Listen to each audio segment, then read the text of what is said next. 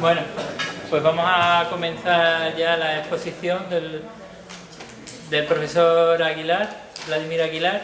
Él viene de Venezuela, de la Universidad de los Andes, que es la segunda universidad del país, de Venezuela. En muchas materias también es la primera. Él está especializado sobre todo en derechos de los pueblos indígenas, que como sabrán en Venezuela pues existen casi 50 pueblos indígenas reconocidos, y además es politólogo y jurista. Él se ha formado allí en Venezuela y en Ginebra, sobre todo en el ámbito de las relaciones internacionales. Para nosotros es un privilegio tenerlo aquí. Esperamos que podamos tener una fructífera cooperación a partir de ahora que nos conocemos. Y solo decir que esta conferencia se enmarca dentro del foro que hemos llamado Mediterráneo América Lázaro Cárdenas, en recuerdo del presidente de México, Lázaro Cárdenas, que a tantos refugiados españoles en la guerra civil dio cobijo y nacionalizó el petróleo, cosa que ahora Peña Nieto quiere desnacionalizar, privatizar o como sea. Por lo tanto, pues creo que es una gran oportunidad. Creo que además es una persona con bastante publicación en el ámbito de pueblos indígenas y relaciones internacionales, y puede ser muy interesante porque estamos acostumbrados, y lo hablábamos durante la comida, a una visión en blanco y negro de Venezuela. Es decir, o bien los que están furibundamente en contra de la experiencia de Venezuela, o bien los que están completamente a favor y tienen como una especie de convicción que va más allá de lo político, incluso a lo religioso. Bien, pues vamos a ver cómo las cosas pues tienen muchos matices, y es interesante conocer de primera mano con alguien que no solamente vive allí, sino que lo estudia y lo trabaja, cómo han sido estos años de Chávez, cuáles son las proyecciones para el futuro. Sin más dilación, muchas gracias por estar aquí con nosotros. Bueno, buenas tardes a todas y a todos. Muchas gracias, Rafael y el resto de los colegas, compañeros de grupo, que han permitido nuestra presencia en la tarde de hoy en este salón de clase, por la invitación que nos hicieron.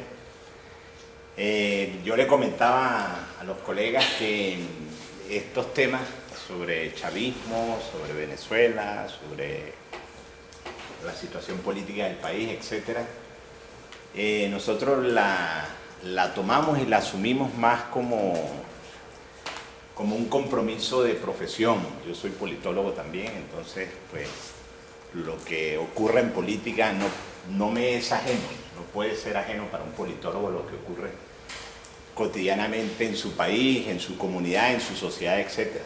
Entonces, este tema, yo llego a este tema es fundamentalmente por eso, pero realmente mi ámbito de intervención, de acción social, de acción académica, es los pueblos indígenas, los pueblos y comunidades indígenas de Venezuela, pero no solamente de Venezuela, sino de todo el continente, por cierto, incluyendo México, entre otras cosas porque México tuvo el primer presidente indígena que se conoce en la historia, al menos del continente latinoamericano, fue un presidente mexicano. Pero bueno, ese es otro tema. En todo caso, lo que quiero es hacer esa primera precisión sobre cómo estamos vinculados a este tema. Una segunda precisión tiene que ver con el hecho de que hablar de Venezuela pues siempre nos lleva a una y otra postura. Ya lo decía Rafael, es decir, aquellos que están o a favor del proceso bolivariano, revolucionario, socialista, etcétera, etcétera, que ha venido aconteciendo durante 14 años, o bien encontramos esa posición, o bien encontramos las posiciones que son contrarias, que se dice que no estamos en ningún proceso de cambio, sino que es un proceso que en alguna medida representa o refleja más o menos lo mismo que venía ocurriendo antes de la llegada del presidente Chávez, con algunos matices. Esta revista, La Vanguardia, en su último dossier, se lo dedica a Venezuela. Yo considero que ustedes todavía se pueden conseguirla en algunos kioscos, en algunas librerías, porque pues hay un conjunto de análisis, unos a favor y otros en contra, que pueden abrir una perspectiva interesante sobre lo que está ocurriendo, sobre lo que está aconteciendo en el país. Sin embargo, y esa es la segunda precisión, la posición que yo voy a tratar de dejar en la tarde de hoy, en esta aula de clase, es el de las zonas grises.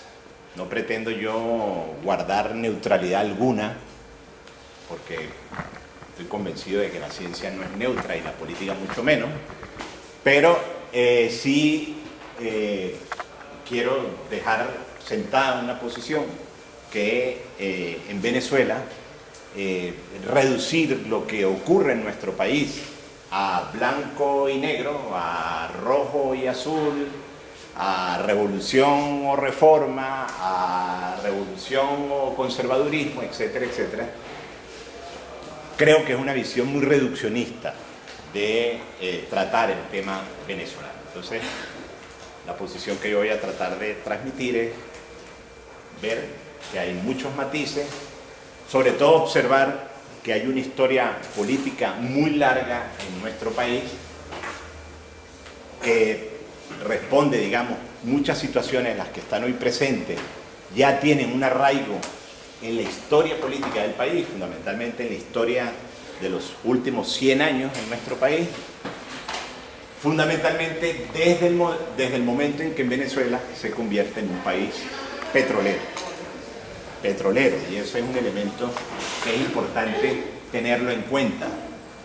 Venezuela es un país cuyas divisas, cuyos ingresos fundamentalmente dependen de la exportación de petróleo. Eso hace que la sociedad venezolana, desde el punto de vista cultural, sea una sociedad distinta al resto de América Latina, porque ningún otro país de América Latina tiene tanto petróleo como lo tiene Venezuela. Eso hace que Venezuela se parezca quizás un poco más a los países del Oriente Medio en cuanto a su forma de actuar, en cuanto a la forma en que se utilizan los recursos, que a los propios países vecinos de América Latina. Y en definitiva, ser un país petrolero hace que la política pues esté mediada por el factor petrolero, fundamentalmente por algo que es constante en la historia política venezolana de los últimos 100 años, que es un Estado que fundamentalmente vive de la renta petrolera, donde sus ingresos, insisto, fundamentales dependen de la renta petrolera. Entonces, esos son algunos elementos previos a la conversación que quiero tener, que por cierto quiero que sea una conversación muy corta mi intervención, porque me parece que va a ser más interesante el debate, las preocupaciones e inquietudes que ustedes puedan tener sobre la misma. Yo he traído algunas láminas, pues siempre en los salones de clase me alterno entre hacer un poco de karaoke o hacer un poco de graffiti, escribir en la pizarra. Hoy pues decidí de pronto, como Rafael me había comentado, que venían estudiantes del pregrado, pues a los estudiantes siempre hay que tenerlos entretenidos en clase, porque si no se nos duermen, y sobre todo a esta hora tan difícil, ¿verdad? En una tarde como hoy, tan lluviosa. Entonces pues he traído unas láminas un poco a ver si sobre todo los estudiantes se mantienen un poco despiertos y además que les sirve a ustedes para el resumen que tienen que hacerle a los profesores, porque bueno, lamentablemente tienen que venir a la conferencia porque después tienen que hacer un resumen de la conferencia. Entonces trato de ponérselas fácil para que ustedes pues puedan utilizar esos materiales para sus profesores. Bueno, yo he denominado la presentación Venezuela, incertidumbres y certezas, balance de 14 años de chavismo. Chavismo viene de la palabra Chávez. Hugo Chávez fue el presidente de Venezuela hasta marzo de este año. Tuvo que ser sustituido porque el presidente murió y era presidente de Venezuela desde el año de 1998 y ratificado en varias elecciones en los años sucesivos hasta prácticamente 2-3 meses antes del momento de su muerte. Entonces, bueno, he intitulado un poco la conferencia de hoy, Venezuela entre incertidumbre y certeza, balance de 14 años de Chávez. Entonces, bueno, antes de comenzar, creo que es importante mirar cuál ha sido el tránsito de Venezuela. No me atrevería yo a comenzar desde el año 1998, tomando como punto de partida la elección del presidente Chávez, sino que rápidamente un esfuerzo un poco atrevido de síntesis histórica, pues creo que hay unos antecedentes que son importantes mostrar para entonces ya entrar en el propio periodo de Chávez, que es el periodo de los últimos 14 años de historia política en nuestro país. Y una primera afirmación, una primera apreciación que queremos dejar en la presentación es que hay diferentes momentos en la evolución del sistema político venezolano. O sea, el proceso político venezolano no comienza con Chávez ni termina con Chávez. Es decir, esto que se conoce como 14 años de chavismo, o lo que se conoce como chavismo en el país, pues no comienza en el 98. Hay unos antecedentes que son importantes ponerlos en la mesa. Sobre todo porque el análisis que nosotros pretendemos es un análisis de tendencia. Es decir, las tendencias es eso que decía Aristóteles, son los horizontes, los procesos hacia donde se dirigen ciertos procesos, ciertas verdades políticas. Entonces, nosotros preferimos avanzar en un análisis de tendencias y eso es un poco lo que queremos exponer con esta primera apreciación. Hay varios momentos en la evolución del sistema político venezolano que dan cuenta de un sistema político, en el caso del sistema político venezolano, un sistema de carácter abierto. ¿Qué significa un sistema de carácter abierto? Bueno, un sistema que va a estar sujeto a los propios vaivenes y a las propias dinámicas de la política, no solamente ya de la política en sí misma, sino de los propios desarrollos sociales y fundamentalmente también de los propios desarrollos económicos.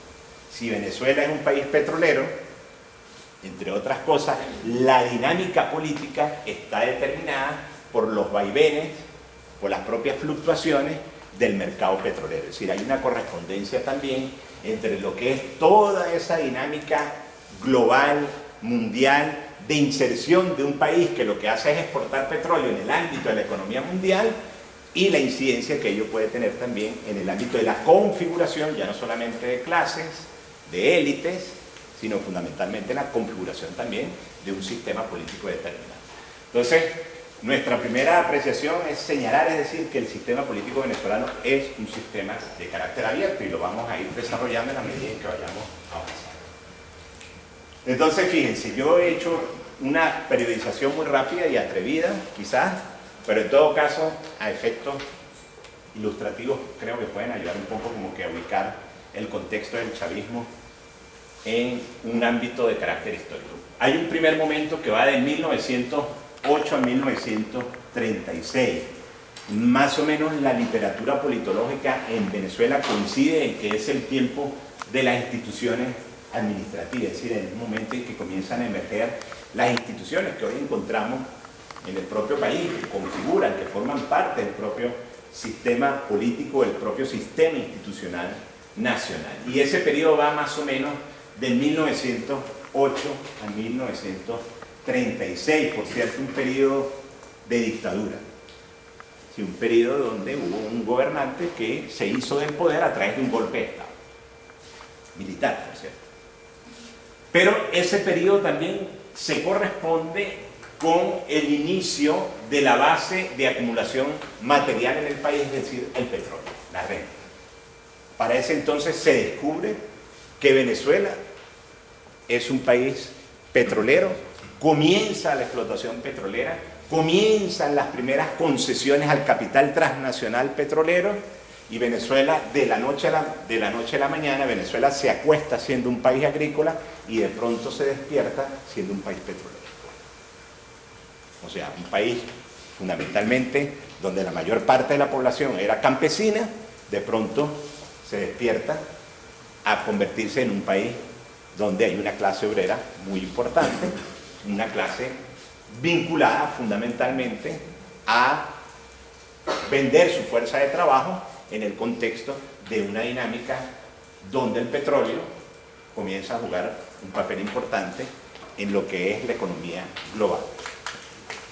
Más o menos ubiquemos que estamos en los periodos antes de la Primera Guerra Mundial y, vean ustedes, luego de la Primera Guerra Mundial y fundamentalmente en las postrimerías de la Segunda Guerra Mundial, donde la Segunda Guerra Mundial el elemento energético fue el elemento petrolero en comparación a lo que sería el elemento energético durante la Primera Guerra Mundial. Entonces ese es el periodo de 1908 a 1936. Un segundo periodo del 36 al 47 lo constituye la transición de la dictadura hacia un intento de democracia. Y decimos un intento de democracia porque del 45 al 47 hubo un golpe de Estado también, donde participaron no solamente sectores militares, sino sectores civiles que convocaron a un proceso de elecciones democráticas y que después el presidente electo en ese momento sería derrocado por un nuevo golpe militar que haría que Venezuela transitara a otro momento, que ya lo vamos a ver más adelante, que es el de la dictadura de Pérez Jiménez. Ese periodo que va del 45 al 47, del 45 al 48 más o menos, se conoce como el periodo del trienio democrático. Un partido importante, Acción Democrática, que ya existía para ese entonces, socialdemócrata, participa en una alianza cívico-militar para dar un golpe de Estado contra un militar que estaba en el poder, un militar con ciertas características democráticas, porque entre otras cosas había permitido o creado las condiciones de legalización de ciertos partidos que habían estado en la clandestinidad hasta ese momento, como el Partido Comunista, por ejemplo, y que una vez que se produce ese golpe de Estado en 1948, pues todos esos partidos, incluyendo Acción Democrática, que había participado en ese golpe cívico-militar en el año 45, también tiene que ser, digamos, es proscrito por parte de ese nuevo gobierno militar. Y eso nos lleva entonces a un tercer momento de un nuevo golpe de Estado y de una dictadura que se configuraría de 1948 a 1950. La llamada dictadura del general Marcos Pérez Jiménez, que por cierto en su exilio se vino para España y de hecho murió aquí en España. Un golpe de Estado que no sería ya, lo hemos comentado, no sería ni el primero ni el último en la historia moderna del país. ¿Por qué queremos hacer esa síntesis? Porque hemos hecho esa rápida síntesis sobre esos tres momentos que son importantes como antecedentes a lo que es el chavismo hoy en día. Bueno, por una constatación, fundamentalmente porque el argumento constitucional ha permitido ensayar en Venezuela varias formas de ejercicio de la política en el país, bien sea a través de la democracia representativa, bien sea a través de dictaduras que posteriormente llaman a una caricatura de elecciones para imponer al dictador de turno, bien sea a través de gobiernos cívico-militares, o bien sea incluso a través de ciertas oligarquías que se hacen del Estado, se hacen del poder del Estado para dirigir los destinos de la nación. Es decir, esa es una constatación que nos deja esta breve síntesis de estos tres momentos políticos que son importantes tenerlos como antecedentes para comprender lo que ocurre en el país. Ahora, ¿cuáles son las rupturas? Bueno, después de esa dictadura de 10 años, en 1959, se acuerda el conocido Pacto de Punto Fijo. Punto Fijo fue el nombre de la casa que se le dio a uno de los líderes de uno de los partidos fundamentales de la democracia cristiana venezolana, Rafael Caldera, fue en su casa donde se llegó a ese acuerdo. Los tres grandes partidos de la nueva democracia que emergería a partir de 1958 sería la democracia cristiana, la socialdemocracia y un partido intermedio, Unión Republicana Democrática, URD, que a la final sería una síntesis también de las dos grandes ideologías de la socialdemocracia y la democracia cristiana. Fijan el llamado pacto de punto fijo después de la dictadura y daría inicio a lo que se conoce como el pacto de punto fijo o al bipartidismo para los próximos 40 años hasta 1998, que es cuando gana la presidencia Chávez y que significa una suerte de ruptura a ese pacto de 1958 y fundamentalmente una ruptura a lo que sería el bipartidismo en 1958. Hay otros episodios a lo largo de este proceso, de 1959 hasta 1998, es decir, hasta la elección de Chávez como presidente, que es muy importante tenerlo en cuenta porque nos van justamente matizando y nos van permitiendo entender lo que es todo el proceso de ruptura política que viene dándose en el país y que hace justamente que el sistema político venezolano sea un sistema violento. Un episodio conocido como el Viernes Negro, una gran devaluación en 1982 de la moneda. Nosotros la hemos denominado como que la primera gran crisis del modelo de acumulación en el país. Vale señalar que el proceso de acumulación del país, cómo se configura en las clases sociales y fundamentalmente cómo se configura lo que es la burguesía en Venezuela como clase social fundamental. Bueno, se configura esencialmente a través de la apropiación del Estado, es decir, el Estado es el propietario del suelo, del subsuelo, el propietario de la renta petrolera.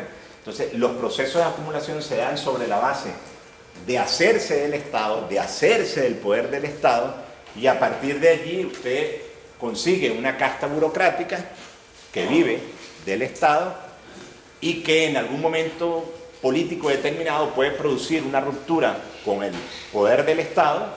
Lo digo para el caso del bipartidismo, por ejemplo, se produce una ruptura con el poder del Estado y entonces pueden convertirse en burguesía. No necesariamente la entidad política, social y económica de ese actor se da sobre la base de burguesía al momento en que se apropia del Estado, sino puede ser bajo la forma de una casta burocrática y después se produce una ruptura y se convierte en una burguesía. Bueno, ese proceso a lo largo de la historia política del país ha sido permanente, sí, no ha cambiado, incluso no ha cambiado, no cambió tampoco con Chávez, hay que decirlo. Pero bueno, ya sobre eso volveremos. En todo caso, ese episodio es muy importante, el del Viernes Negro, así se conoce, en 1982, porque implicó una primera gran devaluación de la moneda, que en definitiva lo que reflejó fue una gran crisis del modelo de acumulación. Luego hay otro episodio también muy importante, que es el Caracazo, en 1989, donde ya no solamente vuelve a entrar en crisis el modelo, lo que hace es que refleja la crisis del modelo de acumulación, que ya había entrado en un crash a partir de 1982, sino que ahora, con el Caracazo, la crisis es del sistema político y fundamentalmente lo que refleja es una crisis de ese sistema de partidos que se configuró a partir de 1958. El Caracazo de 1989 fue muy difundido a nivel internacional, seguramente aquí en España los que ya habían nacido para esa época, algunos no habían nacido todavía para ese entonces, pero los que ya habían nacido para ese momento, pues se conoce como que la primera gran respuesta en el continente latinoamericano contra las medidas del Fondo Monetario Internacional, así se le conoce. Hay que decir que el Caracazo fue un movimiento de carácter espontáneo, fue un movimiento popular espontáneo, hubo un aumento de los precios de la gasolina y eso enseguida generó una reacción social porque hubo un aumento del transporte público, de todos los servicios en el país, y eso enseguida provocó una reacción en cadena y produjo provocó a su vez un desbordamiento de carácter popular espontáneo. No fue dirigido por partidos políticos, no fue dirigido por partidos de izquierda, no había ninguna vanguardia iluminada detrás del movimiento de espontaneístas del Caracazo tratando de orientarlo a la toma del poder, nada, absolutamente nada. Incluso nadie sabía que Chávez existía para ese momento. Yo creo que ni siquiera la propia izquierda sabría que Chávez existía, que ya supuestamente, según lo que nos contó Chávez después, cuando estuvo en el poder, que desde el año 82 él y otro grupo de militares estaban poniendo en cuestión ese sistema del pacto de punto fijo del 58, bueno, para ese entonces nadie conocía de eso, simplemente hubo un estallido de carácter espontáneo. Pero lo importante de este estallido es que refleja, expresa, muestra una crisis evidente del sistema político y del sistema de partidos, lo que conlleva a otro episodio 3 años después, que es la insurrección cívico-militar de 1992, donde ya sí participa Chávez con otro grupo de militares y que refleja, evidencia, en definitiva, una crisis institucional en el país. Y ya no es una crisis exclusivamente de los partidos representativos, no es exclusivamente una crisis del propio sistema político, es decir, una Cámara del Senado que no sirve para nada, que es simplemente para premiar a los expresidentes y para que estén allí como senadores vitalicios, o una Asamblea Nacional que no termina de dar respuesta a las demandas sociales, ya no solamente es lo que se refleja con el Caracazo, sino que la propia institucionalidad, las instituciones que habían emergido a principios del siglo en el país, entran en crisis también con esa insurrección cívico-militar. La institución fundamental son las propias Fuerzas Armadas.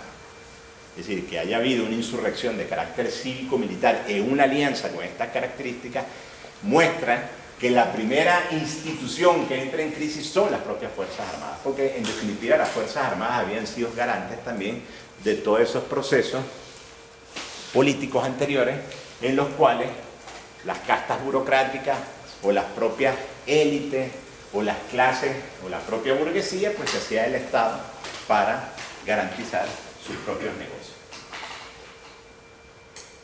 Bueno, llegamos hacia 1998, entonces con la elección del presidente Chávez,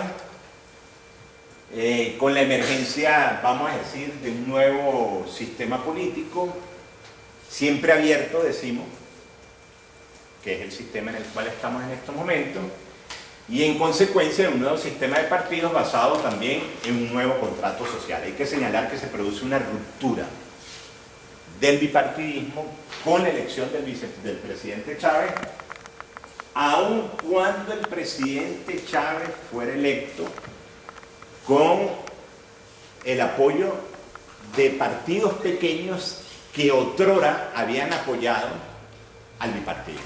Eso hay que decir. Es decir, el presidente Chávez no llega en el año 98 por una revolución, como pudo haber sido la Revolución Mexicana, a propósito de la cátedra que ustedes tienen aquí, Mediterráneo, América, o como la Revolución Sandinista, por ejemplo, como la propia Revolución Cubana. No, Chávez no llega por un proceso o por un episodio revolucionario donde una clase desposeída se hace del poder, no. Chávez llega a través del proceso electoral y cabalgando sobre las instituciones que habían permitido el bipartidismo en Venezuela. Pero Chávez llega al poder y enseguida propone el avanzar en una nueva constitución.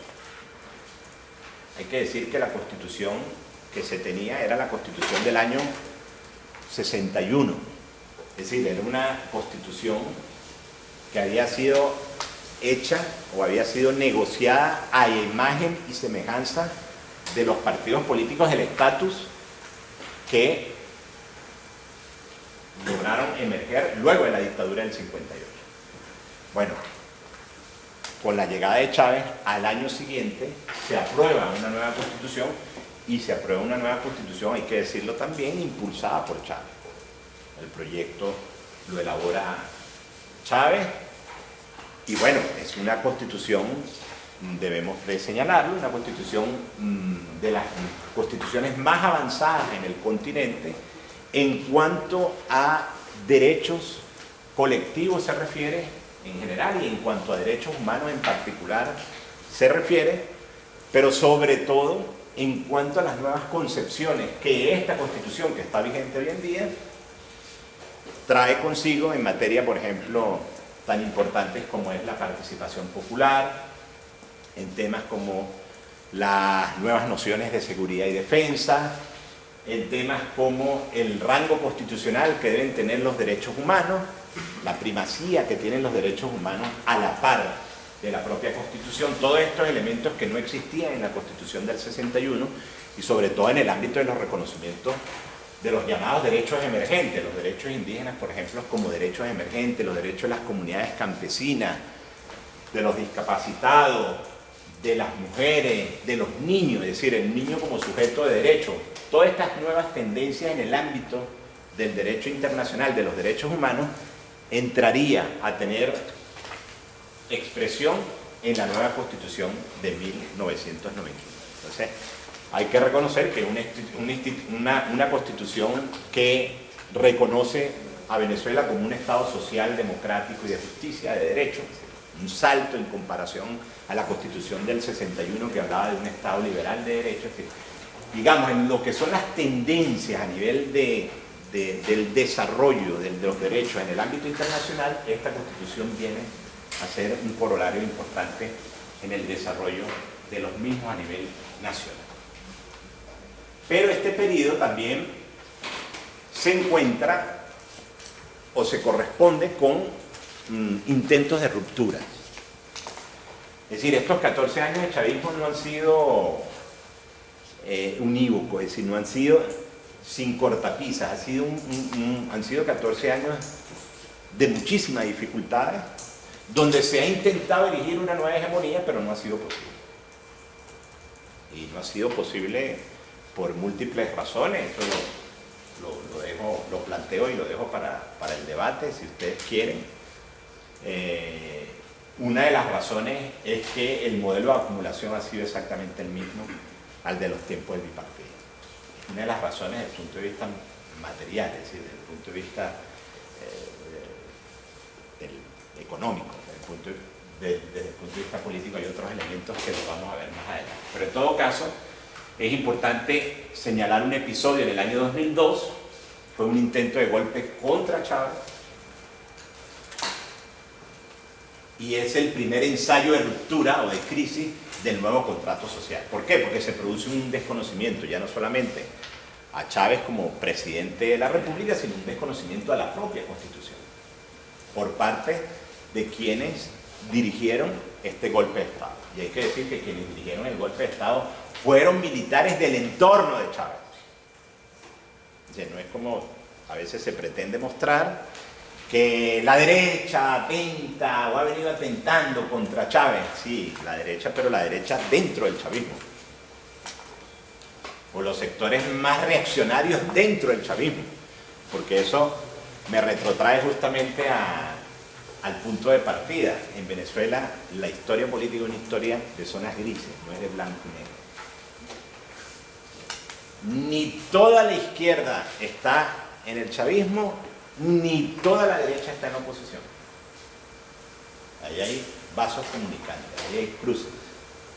Pero bueno, sobre eso vendremos más tarde. En todo caso, lo que sí es importante señalar es que es un primer intento de ruptura en el año 2002 y es una ruptura provocada por sectores que están dentro de una élite emergente, dentro de los disímiles actores que forman parte del chavismo, que intentan entonces salir de Chávez.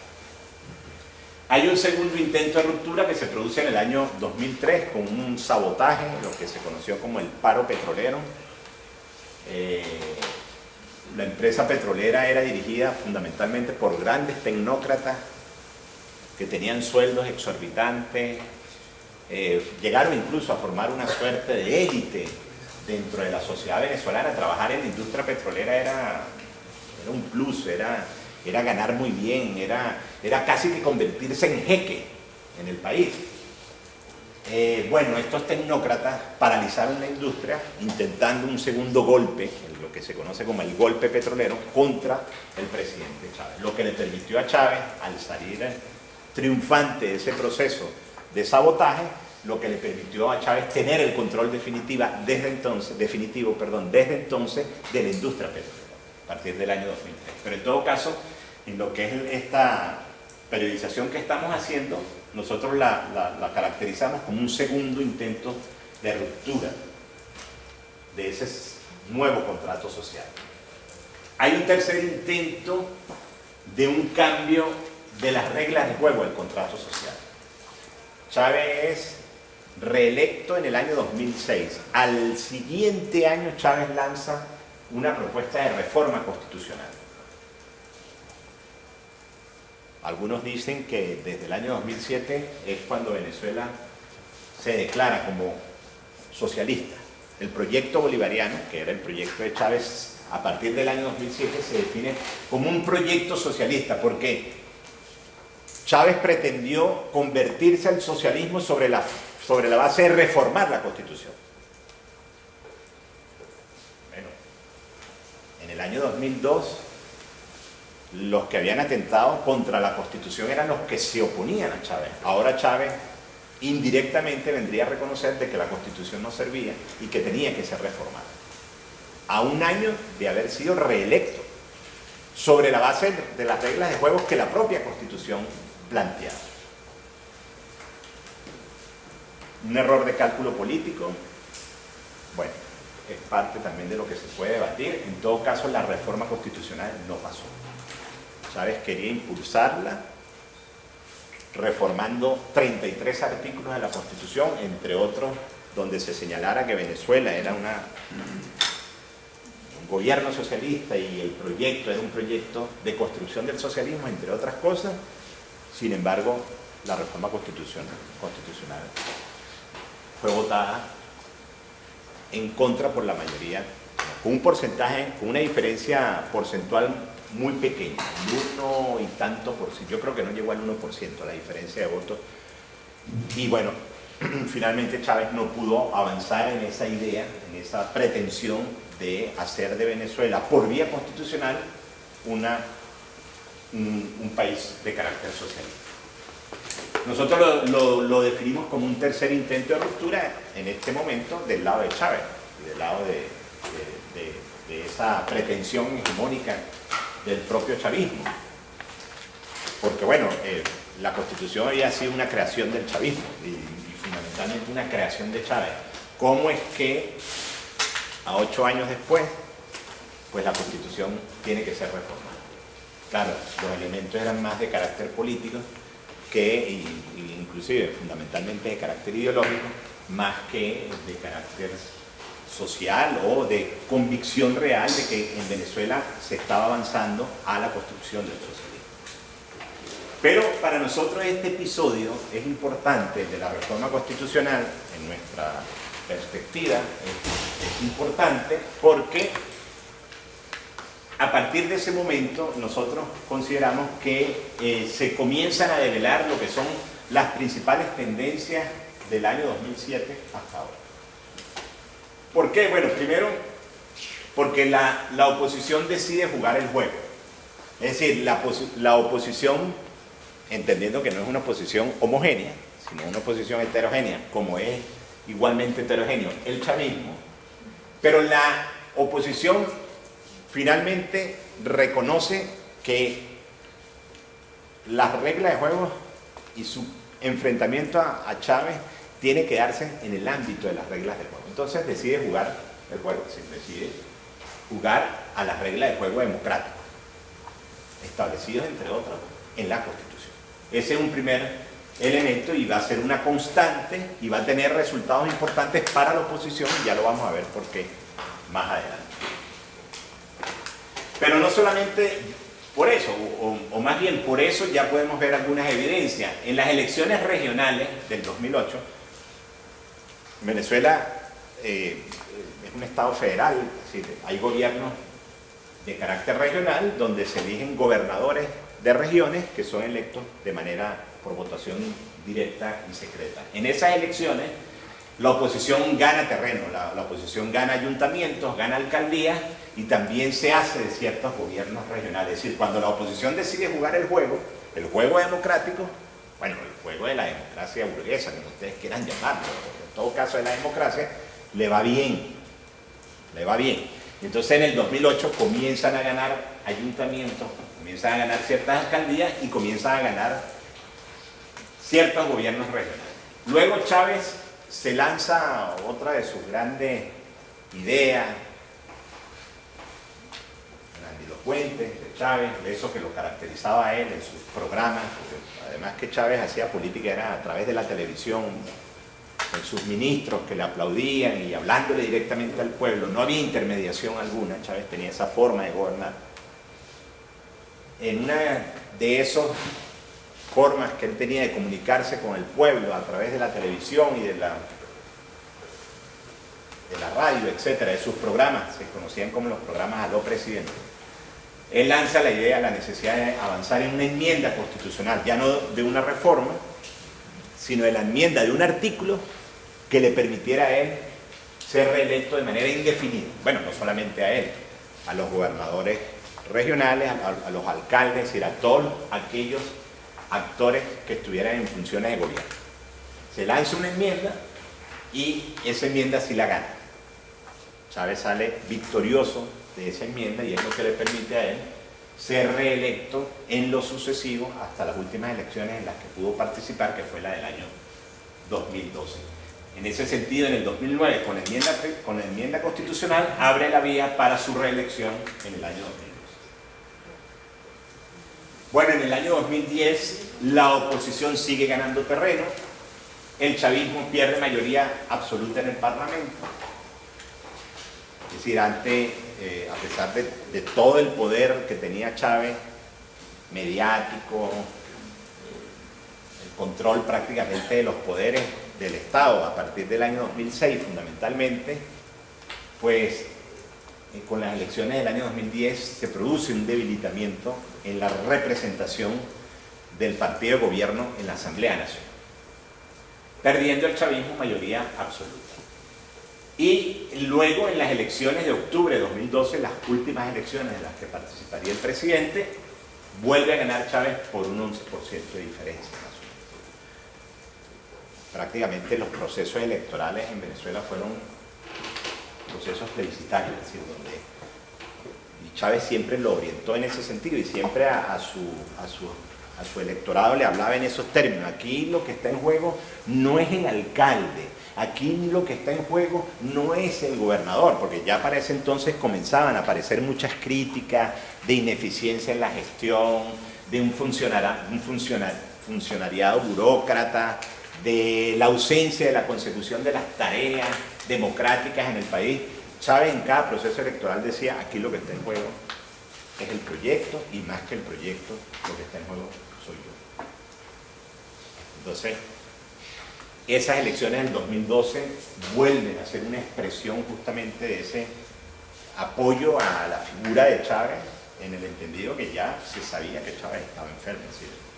Recuerden ustedes, si los que han podido seguir a Venezuela, ya desde un año y medio antes ya se le había descubierto el cáncer al presidente. De hecho, esas elecciones fueron muy duras para él, porque fueron unas elecciones donde prácticamente él no tuvo contacto con la gente. Su contacto fue esencialmente de carácter mediático. Sin embargo, ganó las elecciones por la figura y por todo lo que él logró representar. Bueno, las elecciones de gobernadores en diciembre del año 2012, por el mismo efecto de las elecciones presidenciales de un mes y medio antes, el chavismo se hace ahora de la mayoría de las gobernaciones, es decir, de esos gobiernos de carácter regional, y el chavismo recupera gobernaciones importantes que estaban en manos de la oposición. Es decir, en esas elecciones regionales que habían tenido lugar en el año 2008, donde la oposición se había posicionado de ciertos espacios importantes en el país, el chavismo gana y recupera algunas gobernaciones que había perdido. Bueno, ahí hay muchos elementos que juegan. La propia enfermedad de Chávez es un elemento que juega a favor, porque bueno, la gente consternada, sobre todo su electorado, un electorado muy disímil también, el electorado de Chávez, pero ciertamente un electorado que se sostiene fundamentalmente en las clases desposeídas. Ese electorado ciertamente veía con muchísima preocupación la enfermedad del propio presidente, a pesar de que había un hermetismo total con relación a la enfermedad. El presidente no estuvo presente en esas elecciones, estaba siendo curado en Cuba. Sin embargo, todavía el efecto de las elecciones de octubre del 2012 jugaron un papel importante en los resultados que lograron volver a posicionar al chavismo en algunos gobiernos regionales. Bueno, el efecto Chávez se mantiene. Sin embargo, algo que debemos de tomar en cuenta en esas elecciones, sobre todo en las elecciones de gobernadores, son los altos índices de abstención y la reducción sustancial del electorado que había votado por Chávez dos meses antes. Un elemento importante a tener en cuenta, porque eso luego va a tener una expresión en las elecciones recientes de marzo del año 2013. Chávez muere en marzo del 2013 y en las nuevas elecciones que hay gana el presidente actual, el presidente Nicolás Maduro, que fue su canciller, pero con 1.5% de diferencia. Esa tendencia ya estaba presente en los resultados de las propias elecciones de gobernadores.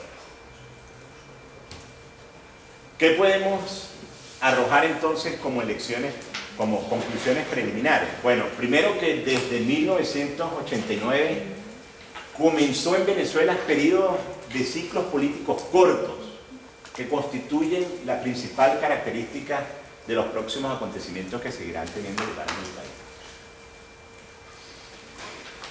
Ya les decía al principio, el sistema político venezolano es un sistema extremadamente, sigue siendo un sistema abierto, es decir, el acontecimiento, como diría Alain Badiou, va a seguir permeando la propia realidad política del país, y esos episodios políticos, los próximos episodios políticos, a nuestro parecer, van a seguir sosteniéndose sobre la base de ciclos cortos, es decir, situaciones muy cortas. Volvemos ahora a otro proceso electoral a finales de este año, en diciembre de este año, donde van a volver a haber elecciones a nivel de los ayuntamientos, y la situación sigue siendo muy disímil, muy dispar. La mayor parte de las encuestas arrojan de que va a haber un empate técnico de nuevo entre los que están a favor del chavismo y los que están en contra. Decimos entonces que el sistema político siempre estará abierto a nuevos escenarios. Ahora, y ya para ir culminando, para dar cuenta entonces del futuro del chavismo es necesario hacer algunas consideraciones desde el presente.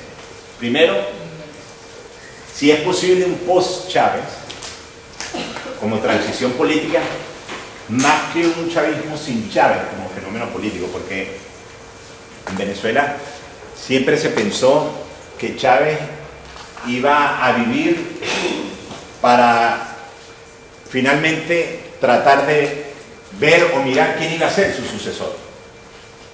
Y prácticamente el sucesor de Chávez, pues lo tuvo que decidir Chávez a última hora, frente a un conjunto de actores que competían con el que es hoy presidente y con el que se supone es el heredero de Chávez, que es Nicolás Maduro. Pues el chavismo, aunque no es un todo homogéneo, ya hemos dicho que nada es homogéneo en el país desde 1998 y en general desde mucho antes, sino una realidad política con matices particulares en estos 14 años. ¿Sí? Entonces, nosotros pensamos que todavía dentro del propio chavismo hay muchos elementos que faltan por develarse, hay muchos intereses que están jugando, que todavía no se han puesto de manifiesto, y que ya no existe el liderazgo de Chávez como para contener esos intereses que existen dentro del propio chavismo. Porque la propia figura de Chávez, si había una característica que tenía Chávez, era que lograba unir a la oposición en su contra, a pesar de que era una oposición variopinta, y también lograba aglutinar al chavismo en torno a su figura. a pesar de ser también una hegemonía extremadamente también visible y diversa. Lo anterior entonces obligaría a una consideración particular. Algo que está pendiente en el país es mirar el carácter de los actores, ya como un ejercicio politológico dentro de mi país. ¿Quiénes son los actores políticos y económicos que están dentro del chavismo, que se han configurado en estos 14 años de chavismo? ¿Cuáles son las particularidades de la unión cívico-militar? Porque hay que decir que en Venezuela hay una unión cívico-militar.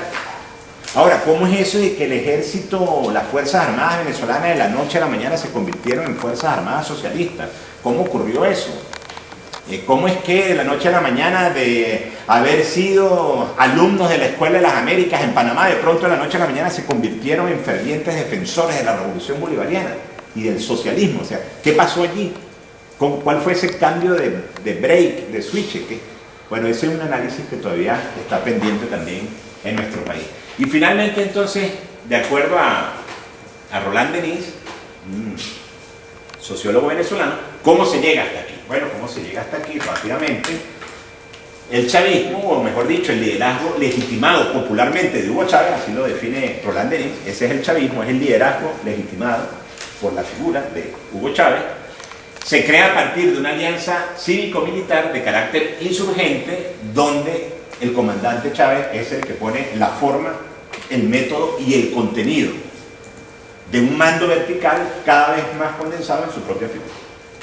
Es decir, el chavismo es una creación de Chávez, de la personalidad de Chávez, de él como figura importante en la política venezolana en los últimos 20 años, pero también es el resultado de la propia descomposición de un sistema político. Es decir, hay elementos de carácter individual, pero también hay elementos de carácter colectivo, hay que decir. Pero en todo caso, nosotros convenimos con esa definición de Roland Denis, que dice que el chavismo es el liderazgo legitimado popularmente por Chávez. La dirigencia de izquierda, porque hay que decir que hay una dirigencia de izquierda importante y popular también, es decir, hubo muchos actores que estaban en los movimientos sociales de calle, etcétera, que de pronto con Chávez como presidente y con el chavismo lograron ciertos espacios importantes en el ámbito de las instituciones y de las tomas de decisiones del propio chavismo, algunos con mucho poder interno, otros con propios intereses agregados entre grupos diversos, con mayor o menor cercanía al mando presidencial. Estos grupos, que fueron grupos de base en un momento importante, en tiempo de la democracia representativa, pues hoy están en funciones de gobierno y en funciones incluso de burócratas de la revolución.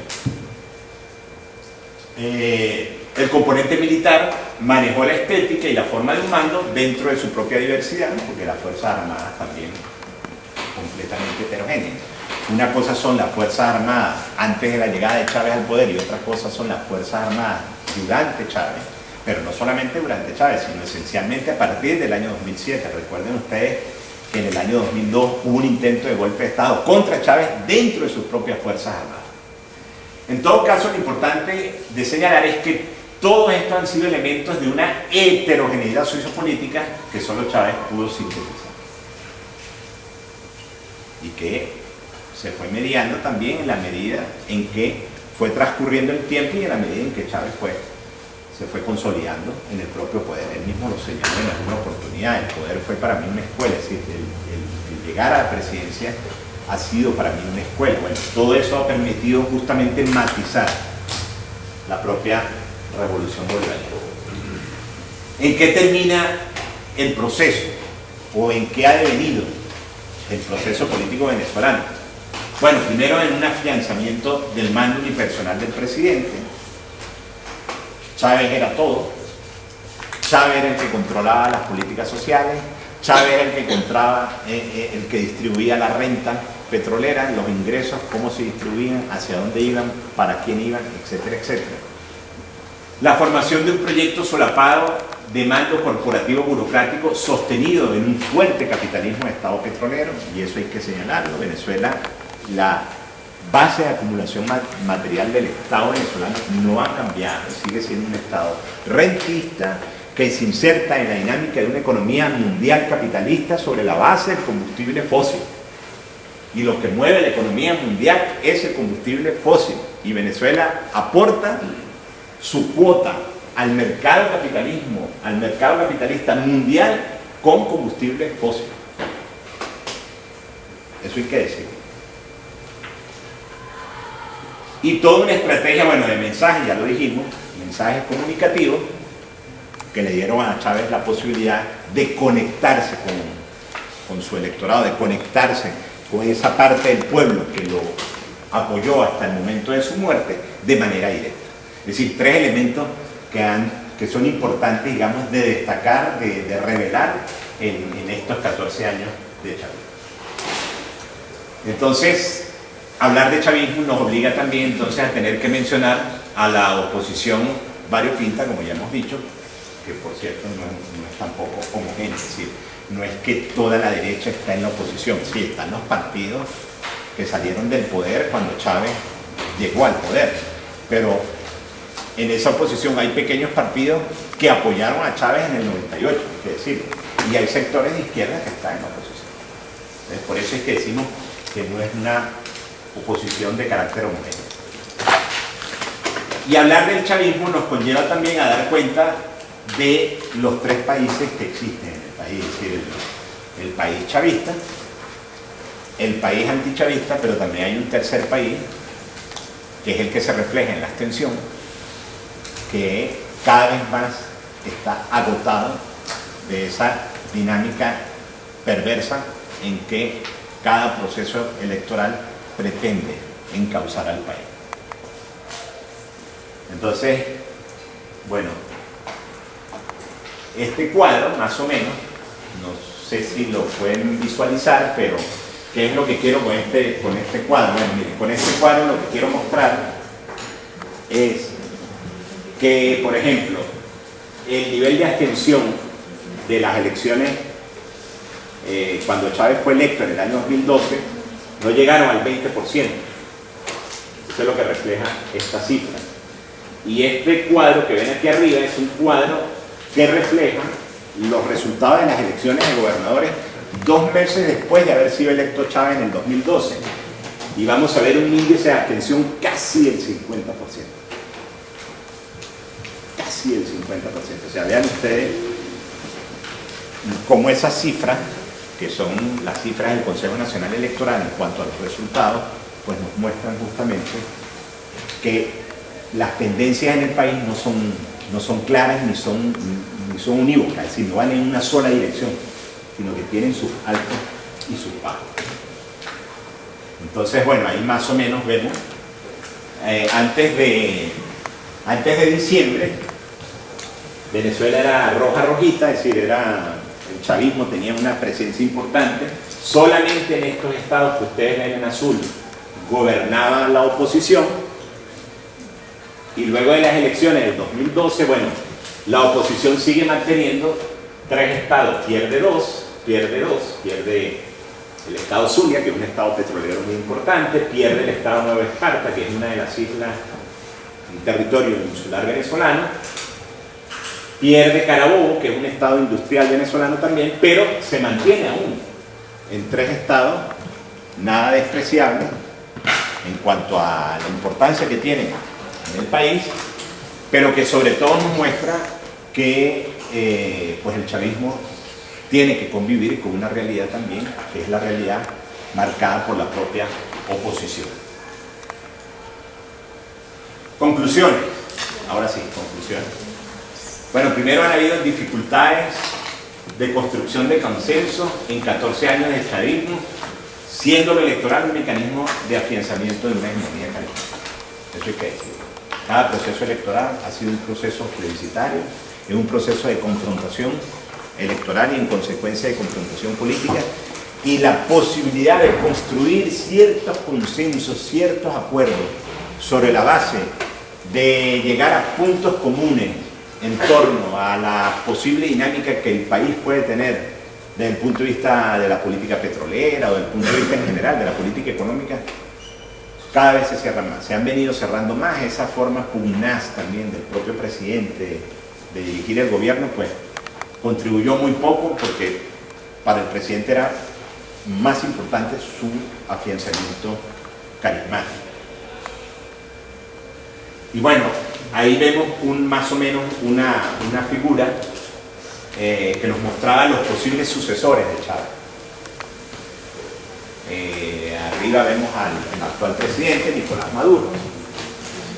Luego vemos este personaje, que es un personaje siniestro, pero atención, él fue un capitán también que se sublevó con Chávez en el año 92. Hoy es el presidente de la Asamblea Nacional, es militar.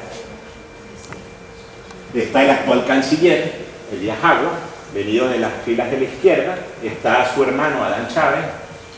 Bueno, Nicolás Maduro, dirigente sindical, venido de la izquierda. Diosdado Cabello, militar.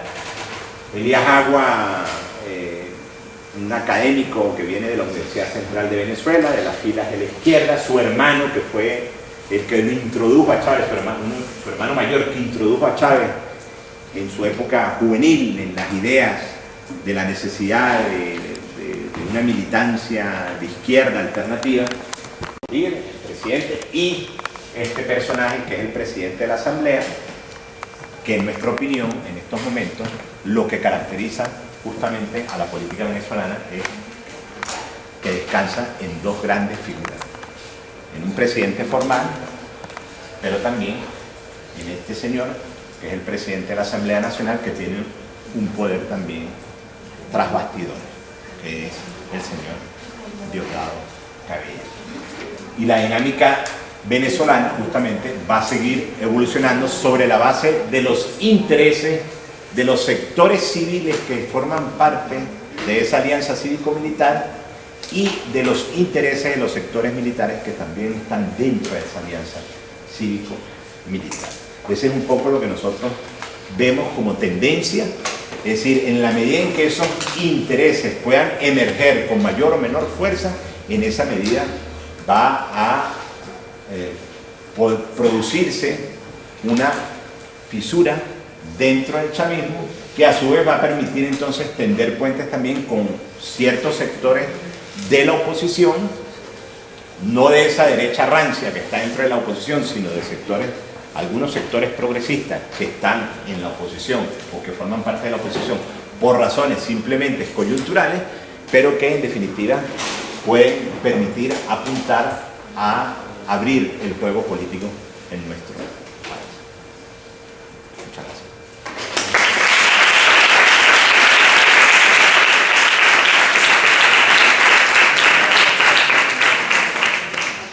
Lo dejo hasta ahí y con mucho gusto podemos pasar a la parte de preguntas, reacciones, comentarios, acuerdos, desacuerdos.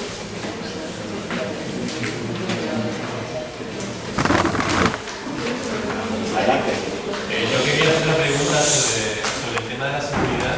¿Dónde vería usted la causa del deterioro de la seguridad de Venezuela, que técnicamente es un país que en los últimos 14 años ha vivido un gran progreso social en términos de erradicación de la pobreza, a convertirse a la parte de ese proceso de acabar con la pobreza, en uno de los países con mayor tasa de criminalidad y homicidio de toda la región? Muy buena pregunta. Excelente pregunta. Bueno, mire, yo creo que las razones de la inseguridad en el país son diversas. Las causas de la inseguridad en el país son tan diversas como la propia dinámica política del país, política y social del país. Es verdad que hay una enorme tasa de criminalidad, de las más altas, como usted lo ha señalado, en el continente. Hay ciertas áreas y ciertas zonas en algunas ciudades del país donde prácticamente la policía no puede acceder por los niveles de confrontación, porque prácticamente son clanes los que están allí situados y tienen el control de ciertos espacios de carácter territorial. La realidad de las cárceles en nuestro país es una realidad muy compleja. Hay los que llaman los varones de las cárceles, es decir, hay presos que controlan ciertas cárceles y en donde han habido incluso enfrentamientos con las Fuerzas Armadas, con armas de alto calibre por parte de los presos, o sea, en manos de los presos, de situaciones que realmente ponen a pensar, incluso enseguida cuestionan el propio sistema político venezolano, al menos el sistema que Chávez anunciaba permanentemente de la construcción de un sistema con la mayor suma de felicidad, donde el socialismo transversalizara las relaciones sociales y políticas del país, etc. Yo, en el tema de la inseguridad, yo tengo una premisa, yo particularmente, no la he expresado en un par de encuentros, pero no la he desarrollado. Sin embargo, la lanzo aquí y voy a tratar de desarrollar la idea.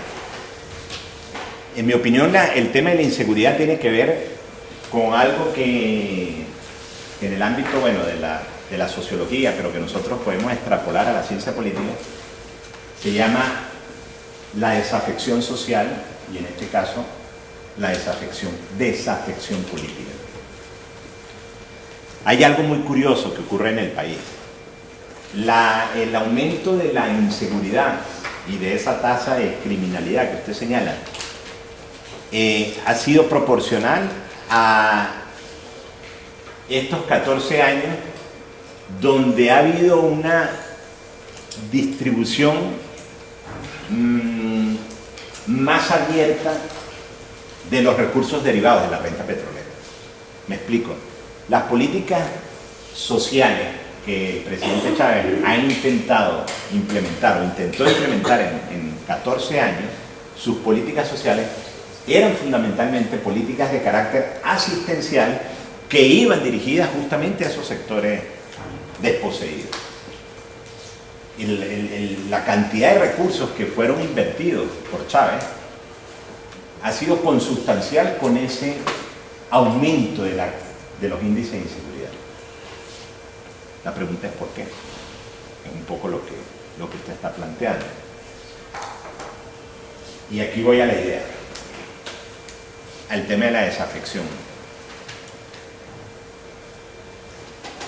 Ya les decía al principio, Venezuela tiene una particularidad. Nosotros somos un país petrolero.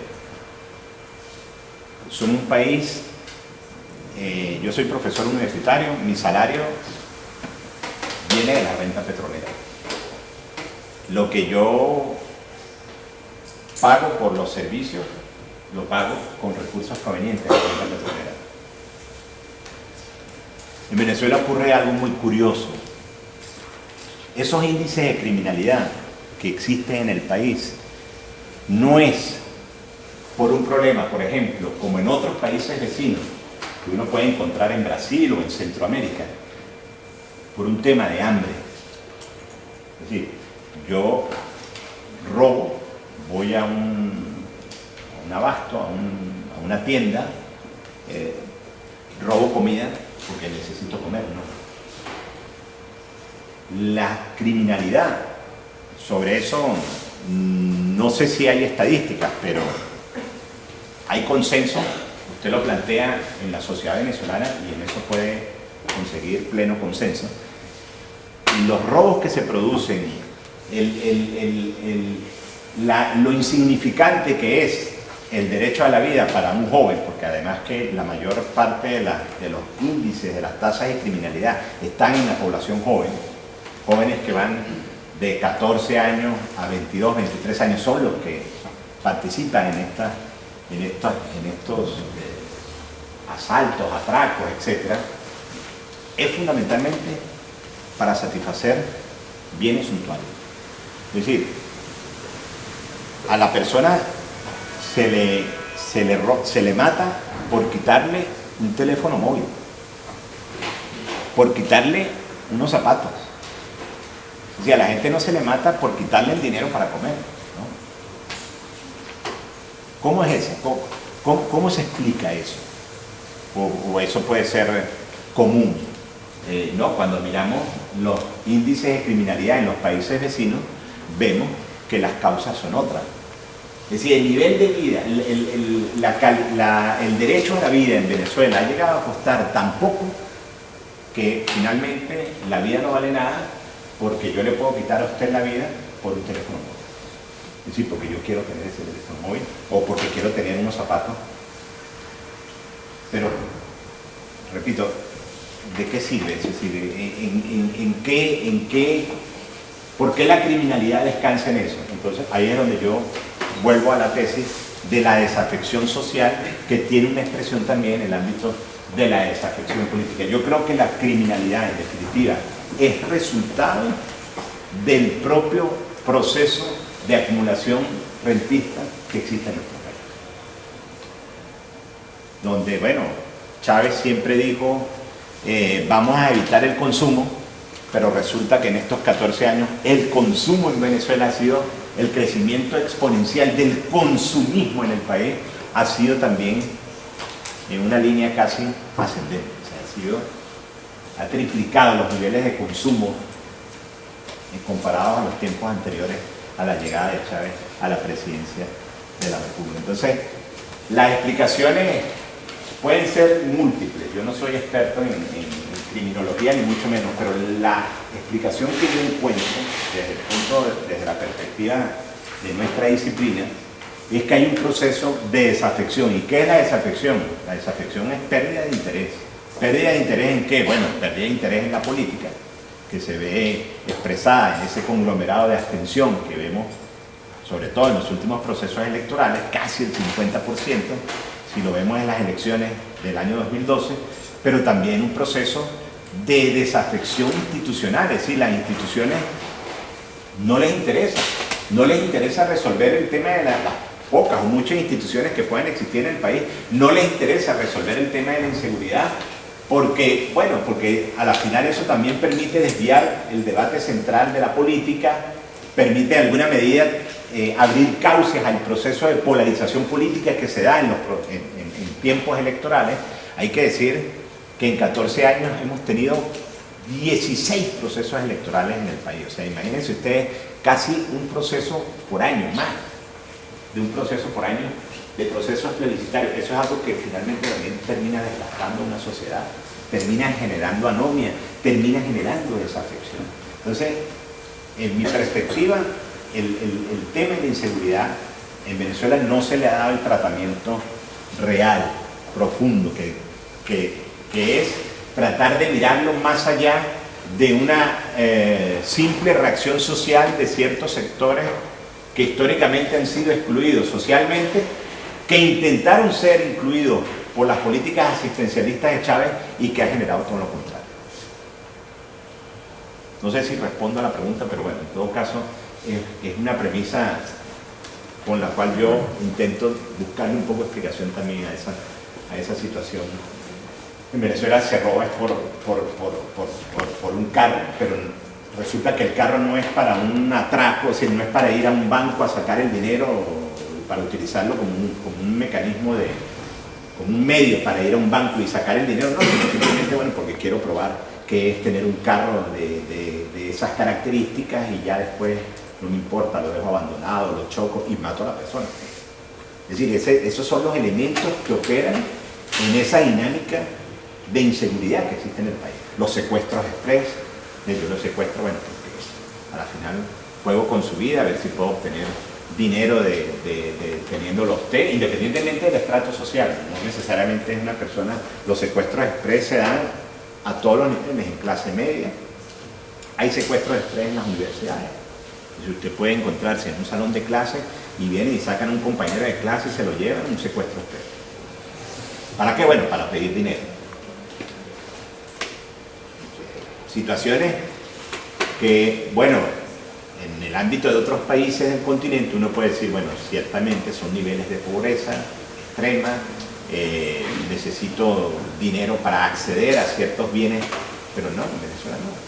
En Venezuela la mayor parte, en la perspectiva nuestra, es fundamentalmente para satisfacer necesidades que son suntuarias.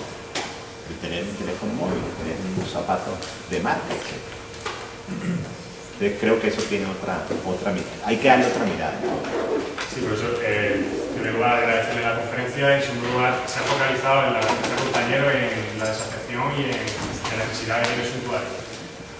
También existe existe un importante factor de si se me permite, sobreafección, ¿no? Son muy sonoros las bandas de determinadas criminales habituales, pero que son chavistas, que están prácticamente no informadas, pero sí se declaran de una parte o de otra, se declaran chavistas, y son muy sonoras. Y esa violencia que generan no son una violencia que busca en el usuario o bien de necesidad básica, de fuerza que se ejecuta por finalidad política. Puede haber un importante factor de sobreafección y un importante factor de violencia política en su país. Bueno, sí, claro, ese es otro nivel de violencia, ¿no? Porque la violencia no es solamente en el ámbito social o en el ámbito de... El punto de partida mío, cuando hablo de desafección, es pérdida de sentido, pérdida de interés sobre algo. Pérdida de interés en lo social. La vida me vale huevo, como dicen en Colombia, la vida me vale nada, entonces, bueno, yo por el móvil y ella. O sea, quítate del camino, lo que quiero es tu vida no vale nada. Desafección en lo social. Tiene una expresión también a nivel político, porque las formas de ejercicio, la parapolítica o la antipolítica como forma de hacer política, también es una expresión de la desafección, ya en este caso política. Sí, cuando se encuentra un personaje como el presidente de la Asamblea Nacional que no permite la discusión de ideas en un parlamento, no dándole la palabra a quienes están allí electos igual que él, por mayoría, por un sector de la población importante, porque él es el presidente de la Asamblea y cree que la Asamblea es un cuartel. Cuando uno ve esas actitudes de antipolítica, pues también son una expresión de desafección política, que están en el nivel máximo de toma de decisiones. ¿Qué se puede esperar de ahí para abajo? Ahora, esas son las formas en que también se ha hecho política en el país en estos últimos 14 años. Es verdad que Chávez ha alimentado en gran medida esas formas de hacer política a través de grupos, de bandas armadas, etc. Pero hay que decir que hay sectores de la oposición que también han jugado a lo mismo. Es decir, lo que encuentras de un lado lo encuentras del otro. Por eso es que he insistido en el tema de las zonas grises, porque todo lo que tú ves, lo que se ve reflejado en un espectro, lo ves en el otro también. Yo no me atrevo a hacer una afirmación en señalar que estas bandas dirigen y operan en el ámbito de los secuestros, y pueden haber sus relaciones, pueden haber sus vínculos. No serían las primeras formas de organización política que tuvieran vínculos con otras formas de organización social. Yo creo que históricamente lo podemos encontrar en distintas sociedades.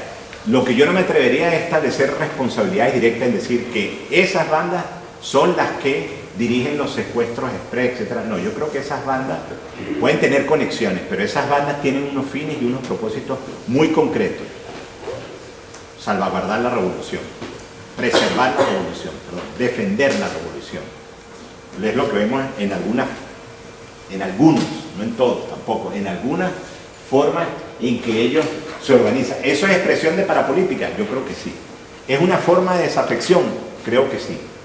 Ahora, de que esas formas de organización sean expresión de las tasas de criminalidad en el país, no estoy tan seguro de establecer la analogía. Lo que sí puedo señalar es que expresa un grado de descomposición social y por ende de descomposición de forma de hacer política en el país. Eso sí, pero insisto, esas formas las consigues también en el seno de la oposición. Hay quienes están en la oposición venezolana que tienen una agenda de vivir de la crisis recurrente institucional y política. O sea, están con esa agenda y han venido cercando al candidato de la oposición. Ese grupo, en octubre del 2012, esos actores dentro de la oposición, en octubre del 2012, le dijeron a Capriles, que es que ha sido el candidato de la oposición, le dijeron, desconozca los resultados. Pero el sector más democrático de la oposición le digo, no, porque va a desconocer los resultados, la diferencia es evidente, o sea, es el 11%. Y bueno, y es la figura del presidente. Entonces, bueno, él salió aceptando los resultados. Octubre del 2012. Abril del 2013, esos mismos sectores le dijeron, sal desconociendo los resultados, mira que no fueron... Y Capriles salió desconociendo los resultados y llamó a la gente a movilizarse, y hubo bandas que operaron en Caracas, en otras ciudades, salieron. Vaya usted a saber de dónde, no sé si eran de los sectores populares, pero bueno, eran de los sectores de clase media. Y no olvidemos que la clase media, con todo el respeto de los aquí presentes, las clases medias sin vanguardia son bien reaccionarias. O sea, históricamente, ya quiero decir. Y yo soy clase media, o sea, pero bueno, aquí se aplica aquella máxima de que el origen de clase no determina la conciencia de clase, pero ojo con la clase media también. Lo que ha representado históricamente, la clase media fue la que le dio sustento al fascismo en Italia, y fue la que también sostuvo el golpe de Estado de Pinochet en Chile. Entonces, cuidado, ¿no? Bueno, esos fueron los sectores, algunos de los sectores que salieron al llamado de Capriles, ya no en octubre, sino en abril del 2013, fueron los sectores de la clase media y actuaron igual. De nuevo, ¿no? Nada es homogéneo aquí y nada es homogéneo allá. Por eso es que, ahora, lo único sí que nos transversaliza, la única realidad que es igual para todos, tanto para los de acá como para los de allá en Venezuela, es que la base de acumulación, el proceso de acumulación en Venezuela es la renta petrolera. Y es el país donde usted un tanque de gasolina lo llena con 10 centavos de euro, de un carro, de un coche 8 cilindros, con 10 centavos de euro, y tiene ahí para un mes, si no va muy lejos, de gasolina, quiero decir, para su coche. Entonces, eso nos transversaliza todo, ahí somos iguales. Capriles nunca dijo, voy a subir el precio de la gasolina, no, porque podía... Capriles después dijo, no voy a meterme con las misiones, al contrario, cuando las misiones es una política esencialmente de carácter populista. Pero es decir, hay ciertas cosas donde la oposición y el gobierno, y el chavismo en este caso, han convenido. Sí, no se han puesto de acuerdo, pero el desarrollo político, el propio proceso político, pues ha hecho que lleguen a acuerdos tácitos sobre ciertos temas que ahí sí nos hace igual, pero nos hace iguales hacia abajo, no iguales hacia arriba. No sé si respondo. Bueno, en primer lugar, muchas gracias por venir aquí a darnos esta conferencia, y en segundo lugar, me gustaría preguntarle sobre el papel de la Iglesia Católica en el Estado venezolano. Bien, en nuestro Estado en España, hasta hace bien poco, por mucho que haya muchas personas que pretenden olvidar, hemos tenido una dictadura muy reciente que ha estado en todo momento soportada por la Iglesia Católica y ha sido, digamos, el brazo de la derecha que conocemos hoy día. No sé cómo será el caso de Venezuela, y me gustaría saberlo. En momentos de crisis, en momentos de dictadura, ¿qué ha hecho la Iglesia? ¿Ha apoyado la masa social en la que se germinaba el chavismo, o bien se ha vinculado a las altas capacidades de la dictadura? Bueno, la Iglesia ha sido una de las instituciones más importantes en la historia democrática del país, pero también en la historia anterior a la democracia. Es otra de las grandes instituciones, digamos, que emergen con el propio sistema político en Venezuela, y ha jugado un papel importante porque de hecho hay un partido que se llama el Partido Social Cristiano, es decir, que viene de la democracia cristiana. Pero la Iglesia, dentro de la Iglesia, evidentemente tampoco todo ha sido homogéneo. Han habido expresiones diversas dentro de la propia Iglesia. En general la Iglesia en estos 14 años ha sido una adversaria frontal del presidente Chávez. Hay que decir que en el año 98 Chávez fue electo bajo las reglas de juego democrático burgués. Llegó a ser presidente con las reglas de juego democrático y fue reconocido por las élites políticas, pero en este caso también fue reconocido por las élites religiosas. Las élites religiosas los medios de comunicación vieron con buenos ojos la llegada de Chávez, ya cansados del bipartidismo y del desafío del bipartidismo a las instituciones, etc. Sin embargo, el estilo de Chávez, hay que decir que Chávez tuvo un estilo muy peculiar de ejercicio del poder, pues también finalmente lo llevó a ejercer una confrontación directa con la Iglesia. Y en eso la Iglesia, por lo menos la élite eclesiástica, hubo cierta homogeneidad en la confrontación a Chávez. Habían ciertos párrocos, ya no de la élite, sino a nivel de ciertas regiones, que convenían con Chávez.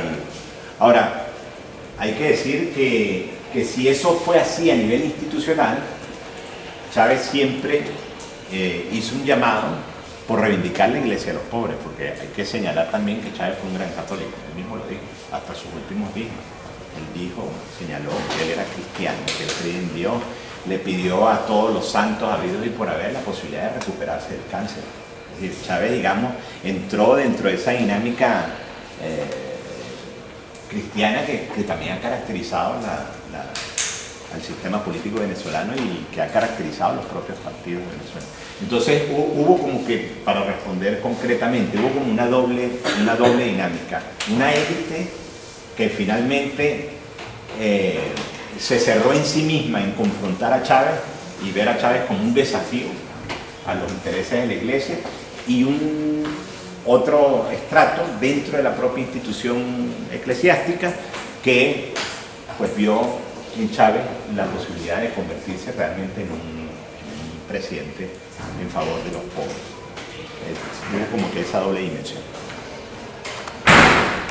Mi pregunta iba dirigida a Relaciones Internacionales de Venezuela. ¿Cree usted que en un futuro próximo el presidente Maduro cambiará la línea de Chávez? ¿O se seguirá? ¿Las relaciones internacionales? Me pregunto. No, recuerden que Maduro fue el canciller de Chávez, fue el ministro de Relaciones Exteriores de Chávez. Entonces, hay una garantía de la continuidad de lo que era la política exterior de Chávez. Lo que sí es distinto, y de allí lo relevante, lo importante de tu pregunta, lo que sí es distinto es que Maduro no tiene el liderazgo de Chávez. Maduro tiene la chequera petrolera de Chávez, eso sí, porque hay que decir que la política exterior venezolana fundamentalmente se ha sustentado en la chequera petrolera. Esa chequera se mantiene. Maduro va a tener que tomar medidas drásticas para recomponer la economía venezolana. De eso no hablamos, bueno, por razones de tiempo y porque es un público fundamentalmente del área de ciencias políticas y del área de derecho. Pero para recomponer la economía venezolana, Maduro va a tener que tomar decisiones muy drásticas. Entonces, y para eso hay que tener liderazgo. Maduro no tiene el liderazgo que tenía Chávez. Y no tiene tampoco el liderazgo para mantener unas relaciones internacionales como las que mantenía Chávez. Es allí la diferencia. Entonces, en principio las relaciones internacionales sí se van a mantener, pero lo que se van a mantener ad inicio, o sea, en principio, como partida. Lo que no sabemos es si se van a mantener en la consecución de lo que Chávez incluso prefiguraba como política internacional. Chávez en eso tenía también grandes proyectos. Bueno, hablaba de la multipolaridad. Entonces vamos a abrirnos en el ámbito de la multipolaridad, vamos a buscar nuevos socios, nuevos aliados. Entonces los aliados, bueno, los rusos, los chinos, los iraníes, las particularidades de los rusos, de los iraníes, pero bueno, los nuevos aliados.